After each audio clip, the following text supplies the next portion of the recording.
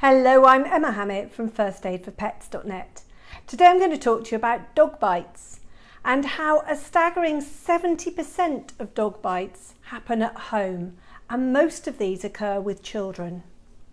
There are about 7 million dogs out there, and most of them are family pets, and 80% of children and people bitten by dogs are bitten by dogs that they regularly meet and they know and they trust. So why does this happen? Well, always supervise children with pets, even if it is your family pet, because we all have off days, and unfortunately if your pet has an off day and your child doesn't register and misreads the signs, then it can result in your pet snapping and your child getting hurt. So children think of pets as equal. They think that they are always in good form, and we should be encouraging our children to treat our pets as they would other children. In fact, better than they would other children, and be far more sensitive to their feelings. Dogs need space, and they need to be able to get away, and they need to have a safe space where they know that the children won't come and hassle them. So make sure that you are providing that for them. And usually dogs will only bite if they're protecting themselves or their property or their puppies, if they're in pain or they're feeling rotten, if they feel trapped, or if they're suddenly surprised by something that the child does. Children are quite alarming little beings quite often, and the dog doesn't have a clue what they're thinking or what they're doing or what they're going to grab next. And children quite often look straight into the pet's eyes and find it intimidating. They shriek and they shout and they run around, and even the most docile and loving pet can find that difficult to cope with. And often dogs will snap, not meaning to. They'll just nip because they're overexcited and they're being playful, and they just don't realise, particularly if it's a puppy and a child, they just won't realise. However, their bite can do serious damage to your child, so you need to be aware and you need to be managing it.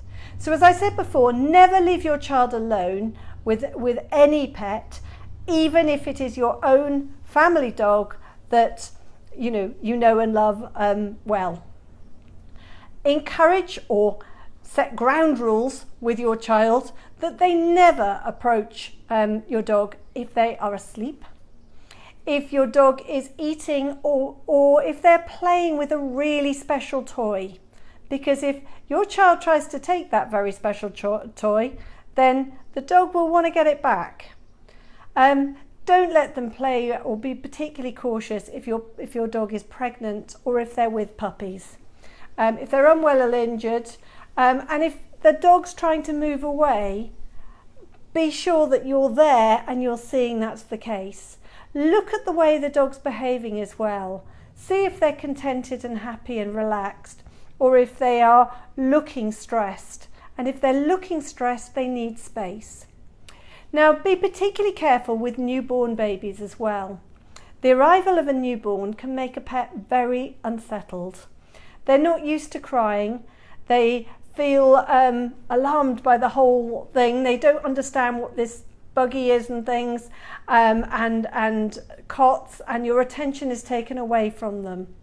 In our article on firstaidforpets.net, we've got a whole section of advice on settling your pet with your baby and your baby with your pet, because that is really important, and there are very sensible steps that you can take that can make it less likely that there are problems resulting from this.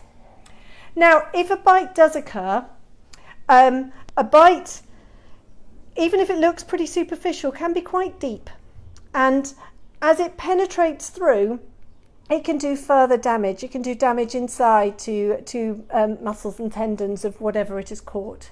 And it's also quite likely to become infected. So if somebody is bitten by a dog, you always need to wash the bite really well with soap and water. Apply direct pressure to stop the bleeding, and go and see your doctor because you may well need antibiotics, as I say, because bites become infected. Don't cover the bite, or if you do need to cover it, make sure you're regularly having a look at it, because it's really important to keep checking that for any early signs of infection. So if it becomes itchy, if it becomes red, if it becomes raised, if it starts oozing a bit of pus or anything like that, you need to get medical help quickly and get antibiotics fast. In the UK, we haven't got rabies. However, if you are bitten or you're licked in a wound anywhere else, it is really important that you ensure you get rabies vaccination quickly, to get rabies treatment. And rabies is one of the few illnesses which has 100% mortality. So speed is of the essence. So if you're licked in a wound, or if you are bitten by any pet or wild animal whilst you are abroad, it's really important that you get to a hospital quickly and make sure you are treated for rabies. I hope that's helpful. That's Emma Hammett from firstaidforpets.net.